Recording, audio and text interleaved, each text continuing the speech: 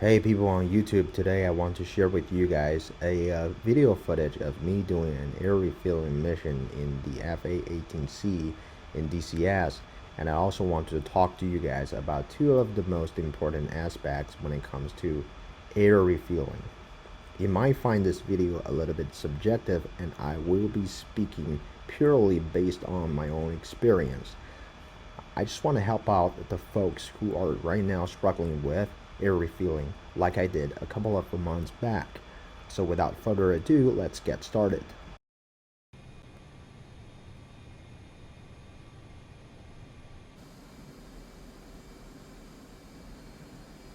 The only switch you're going to need for this mission is the probe control switch, as you can see here on the bottom left control panel of your airplane. Now I want to talk to you about the most important aspect of doing air refueling here in DCS, which is throttle control. When I first started trying to do air refueling, I treated my throttle as a stationary piece. I would slide it back and forth and trying to figure out a sweet spot where I could keep the same airspeed as my tanker. And then I thought I could just leave it that way, and I could just take my hand off it. I didn't have to worry about it anymore. Oh boy, was I wrong about it. It turned out this is pretty much like driving a car, flying information. Flying air refueling missions, it's just like driving a car on the highway. I mean, if you're able to drive a car, you can do this.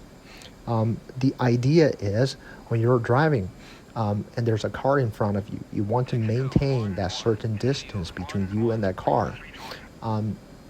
What are you going to do?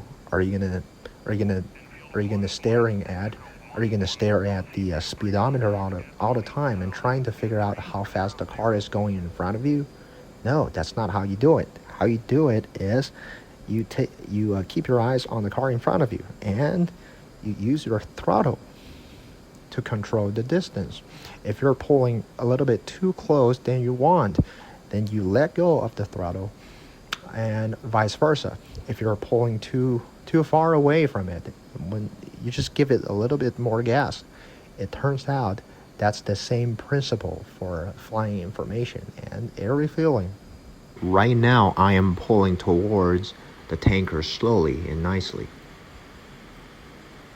I'm pushing my throttle forward. Okay. Oh no, now I think I'm getting a little bit closer than I feel comfortable with.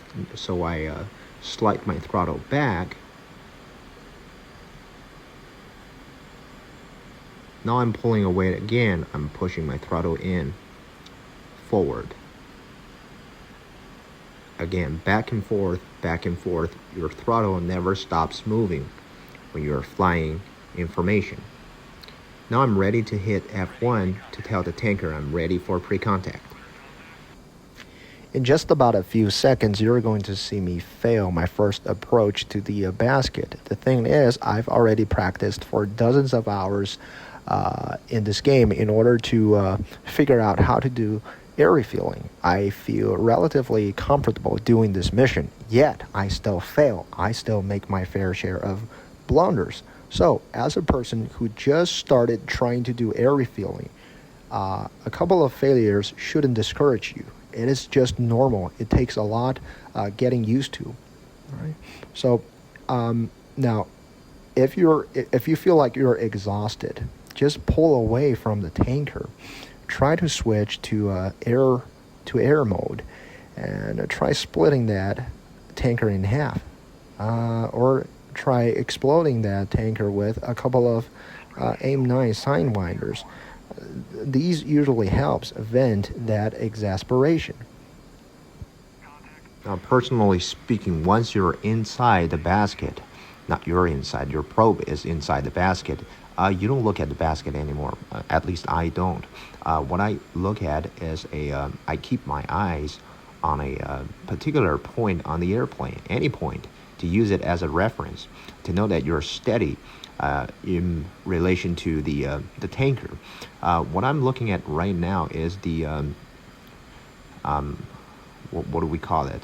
Is it called a basket pod? I'm not really sure. So the pod from which the basket is extended, that's what I'm looking at. All right, I'm struggling a little bit here. As you can see, I am inducing a lot of oscillations here. That is purely my fault. The tanker here is keeping a level flight flawlessly. It is purely my fault. And also, once you're inside the basket, you want to resist the temptation of making large movements with your stick. Even if when it comes to the point where you do need to make adjustments in order to keep a level flight, you want to do that slowly and on a very small scale. Make fine micro movements. Predict where your airplane is going to go and counter that movement preemptively. Don't wait until your airplane starts rocking to make a reaction. Predict what your plane is going to do.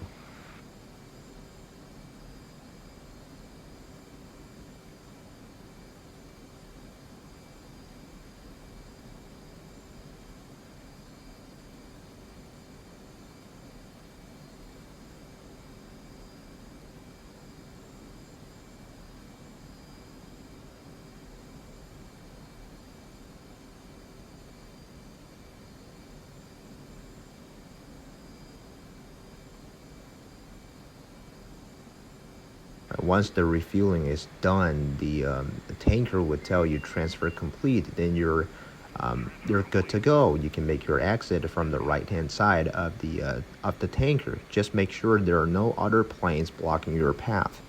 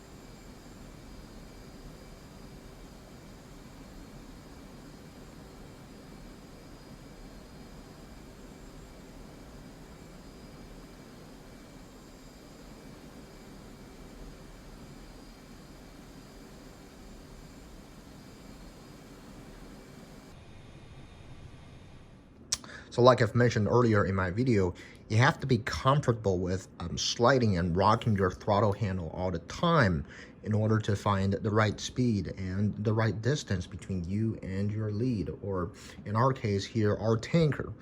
One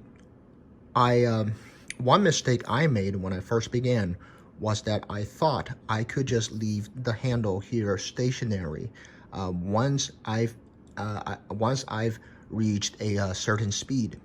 And that's not the case. That's the wrong mentality. You shouldn't have that. Because everything is changing. Everything is varying when you're flying.